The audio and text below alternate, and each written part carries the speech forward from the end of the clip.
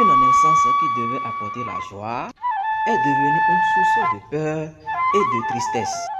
Le jour de la naissance d'Akamura, un violent orage frappa le village. Le tonnerre résonnait sans arrêt, comme un mauvais présage. Puis soudain, l'enfant vint au monde. Mais quelque chose n'était pas normal. Akamura avait déjà toutes ses dents.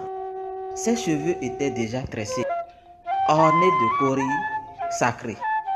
Les femmes présentes reculaient de peur. Certaines commençaient même à prier.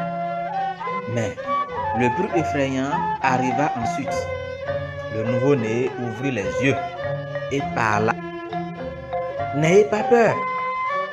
Un silence terrible envahit la case. Le chef du village convoqua immédiatement une réunion. Aka et Mura furent amenés devant tout le village. À genoux, le cœur rempli de peur, l'oracle fut appelé.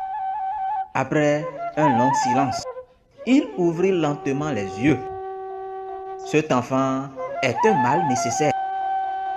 Son destin apportera de grandes souffrances, mais aussi un immense changement.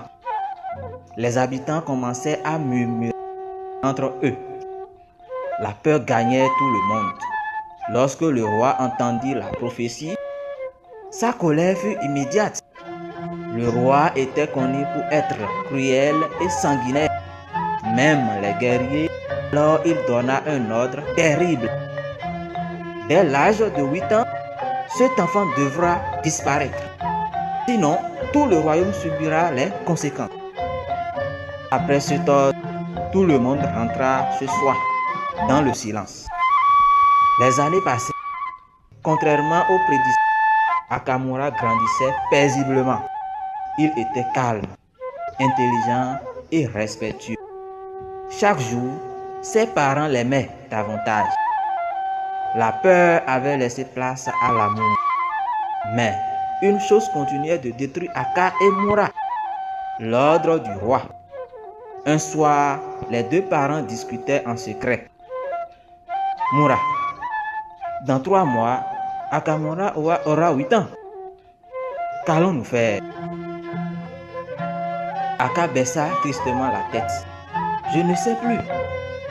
Depuis 7 ans, notre fils n'a créé aucun problème.